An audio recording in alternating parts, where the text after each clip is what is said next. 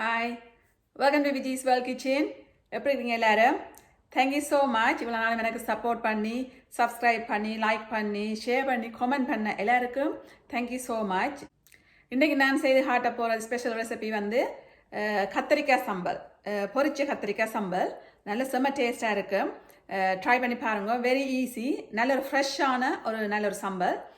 எப்படி செய்கிறதுன்றதை பார்ப்போம் வாங்க. சூப்பரான கத்திரிக்காய் சம்பல் இப்படி தான் செய்கிறது. எவ்வளோ டேஸ்ட்டாக இருக்குது, எவ்வளோ கலர்ஃபுல்லாக இருக்குது, நல்ல நியூட்ரிஷியஸ், சூப்பர் டேஸ்ட்.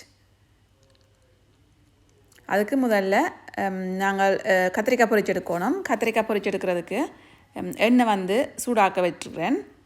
கத்திரிக்காய் வந்து இப்படி வெட்டணும். நீட்டு பாக்கில் குவார்ட்டராக வெட்டிட்டு சின்ன சின்ன பீஸாக வெட்டணும். அப்போ தான் பொரிச்சு சம்பல் சேர்க்க சூப்பராக வரும். இல்லைன்னு சொன்னால் சில நேரம் சில இடங்களில் அவியாமல் இருக்கும். இது வடிவாக க்ரஸ்டியாக அவிஞ்சால் தான் டேஸ்ட்டாக இருக்கும். அப்போ அதால் தான் இப்படி வெட்டுறேன். சூடு எண்ணெய்க்குள்ளே நல்லா சூடான பிறகு தான் இந்த கத்திரிக்காய் போடணும். போட்ட பிறகு ஸ்பூனை வச்சு கிண்டக்கூடாது. அது ஒரு சைட் பொரிஞ்சு முடியும் வரைக்கும் அப்படியே டிஸ்டர்ப் பண்ணாமல் விட்டுற வேணும். ஏன்னா நீங்கள் ஸ்பூனை இப்போ வச்சிங்கண்டா கத்திரிக்காயில் வந்து கொஞ்சம் தண்ணித்தன்மையாக சொகியாக வந்துடும். அது க்ரஸ்டி ஆகாது. அப்படியே டிஸ்டர்ப் பண்ணாமல் இப்படியே பொரிகிறதுக்கு விடுங்க. இது ஒரு 3 மினிட்ஸில் ஒரு சைட் வந்து நல்லா கோல்டன் ப்ரௌன் கலருக்கு வரும். அந்த கோல்டன் ப்ரௌன் கலருக்கு வரைக்குள்ளே தான் நீங்கள் ஸ்பூனால் மற்ற பக்கத்துக்கு டேர்ன் ஓவர் பண்ணி விடணும். இங்கே பாருங்கள், இப்போ உங்களுக்கு தெரியுது. இப்படி கோல்டன் ப்ரௌன் கலருக்கு வந்த பிறகு தான் நாங்கள் டேர்ன் ஓவர் பண்ணணும். அதுக்கு முதலே டேர்ன் ஓவர் பண்ணிங்கன்னா சொகி ஆகிடும். இப்போ நல்ல சூப்பரான கோல்டன் ப்ரௌனில் இருக்குது. இப்போ நல்ல சைடெல்லாம் நல்ல க்ரஸ்டியாக இருக்குது. இன்சைட் கொஞ்சம் சாஃப்ட்னஸாக இருக்கும். அதுதான் அந்த கத்திரிக்காய் சம்பலுக்கு டேஸ்ட்டை கொடுக்குறது. இது கொண்டு மேரினேட் பண்ண தேவையில்லை, அப்படியே வெட்டிட்டு பொரிச்செடுக்கிறதான். இப்போ நான் ஸ்பூனால் டேர்ன் பண்ணி விடுறேன். அப்போ மற்ற சைடையும் ஈவனாக பொரியும். இப்போ ஒரு 1 மினிட்டுக்கு டேர்ன் ஓவர் பண்ணி விட்டால் மற்ற பக்கமும் பொரிஞ்சிடும். அது பொரியும் வரைக்கும் நான் ஸ்பூனை வைக்கல. இது வடிவாக பொரிகிறதான் இந்த கத்திரிக்காய் சம்பலுக்கு டேஸ்ட்டை கொடுக்கும். எரிய விட்டுறக்கூடாது. சரியான ஒரு கோல்டன் ப்ரௌன் கலரில் எடுக்கணும். இப்போ பார்த்தீங்கன்னா உங்களுக்கு விளங்கும் எப்படி இது பொரிஞ்சிருக்குன்னு சொல்லி. இப்படி ஒரு கலர் வர நீங்கள் இதை வடிச்செடுத்து ஒரு பிளேட்டில் வந்து டிஷ்யூ போட்டு வச்சிங்கன்னா இப்போ ஏதாவது ஆயில் இருந்தாலும் அந்த டிஷ்யூ எல்லா ஆயிலையும் இழுத்துடும். அப்போ அதனால தான் நான் டிஷ்யூவில் போட்டு வைக்கிறேன். நான் என் சேனலை இன்றைக்கு தான் நீங்கள் ஃபஸ்ட்டாக பார்க்குறீங்களா மறக்காமல் சப்ஸ்கிரைப் பண்ணி பக்கத்தில் உள்ள பெல் பட்டனையும் ப்ரெஸ் பண்ணால் தான் நான் போடுற வீடியோஸ் எல்லாம் உங்களுக்கு நோட்டிஃபிகேஷன்ஸ் உடனே வந்து சேரும். லைக் பண்ணி ஷேர் பண்ணி கமெண்ட் பண்ணுங்க. சப்ஸ்கிரைப் பண்ணாமல் நீங்கள் இருக்கிறீங்களன்னு சொன்னால் மறக்காமல் சப்ஸ்கிரைப் பண்ணிடுங்க. உங்களுக்கு சப்போர்ட்டுக்கு தேங்க்யூ ஸோ மச். இப்போ எல்லாம் வந்து பொரிச்செடுத்தாச்சு ஒரு ஃபர்ஸ்ட் பேட்ச். இனி மிச்சம் இருக்கிற கத்திரிக்காயையும் அதே மாதிரி அதுக்குள்ளே போட்டுட்டு முதல் சொன்ன மாதிரியே தான் ஸ்பூனை வைக்காமல் ஒரு 3-4 மினிட்ஸ் பொரிய விட்டால் நல்ல கோல்டன் ப்ரௌன் கலருக்கு வந்த பிறகு ஸ்பூனால் பேந்து மிக்ஸ் பண்ணுவேன். ஆயில் எல்லாம் படுற மாதிரிக்கு விடணும். அப்போ தான் வடிவாக பொரியும். இப்போ எல்லாமே பொரிச்சு எடுத்துட்டேன். உங்களுக்கு பார்த்தீங்கன்னா தெரியும். இது எரியவும் இல்லை, பச்சையாயும் இல்லை. நல்ல அவுட் சைடு நல்ல க்ரஸ்டியாக நல்ல ஒரு பதத்தில் எடுத்துருக்கிறேன். இதே பதத்தில் நீங்களும் பார்த்து எரிய விடாமல் எடுக்கணும். இப்போ நான் இதுக்கு தேவையானது எடுத்து வச்சுருக்கிறேன். லெமன் பீஸ், கொஞ்சம் டொமாட்டோஸ், கண்டிப்பாக சின்ன வெங்காயம், பச்சை மிளகாய், கொஞ்சம் கொரியாண்டர் லீஃப் எல்லாம் எடுத்து வச்சுருக்கேன். இதை வந்து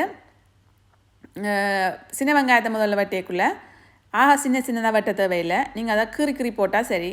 என் வெங்காயம் பெரிய சைஸும் இல்லை, அதனால் நான் கீறி போடுறேன். கொஞ்சம் பெரிய சைஸ் வெங்காயம் வேண்டாம் 4 பீஸாக வெட்டி போட்டிங்கன்றால் சரியாக இருக்கும். அப்போ தான் அது நல்ல க்ரஸ்டியான கத்திரிக்காய் அவுட் சைட் இன்சைட் கொஞ்சம் சாஃப்டாக இருக்கக்குள்ளே இது வந்து நல்ல க்ரன்ச்சாக இருக்க நல்ல ஒரு காம்பினேஷன், நல்ல டேஸ்ட்டாக இருக்கும். அதால் தான் நான் அப்படி சொல்கிறேன்.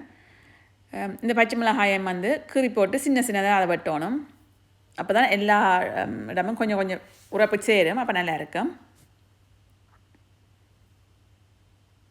நீங்கள் இதுக்கு வேறு ஏதாவது போடுறதுன்னு சொன்னாலும் கூட போடலாம். நீங்கள் ஆட் பண்ணலாம். ஸ்வீட் கோர்ன் ஆட் பண்ணலாம், கியூக்கம்பர் பர்மண்ட் ஆட் பண்ணலாம். பட் நான் இதுதான் நார்மலாக ஆட் பண்ணுறேன். அப்போ அப்படியே நான் எந்த முறை இதுதான். அப்போ நான் அப்படியே தான் காட்டுறேன். பட் டிஃப்ரெண்ட் காம்பினேஷனும் ட்ரை பண்ணலாம், அதில் ப்ராப்ளம் இல்லை.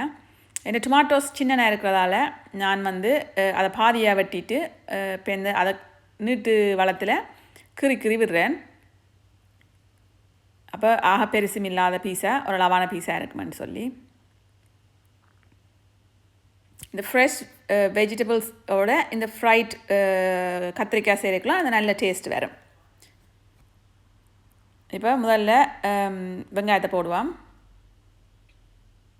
பச்சை மிளகாய், ரஃபாக சாப் பண்ணி வச்ச கொரியாண்டர் லீஃப், டொமாட்டோஸ்,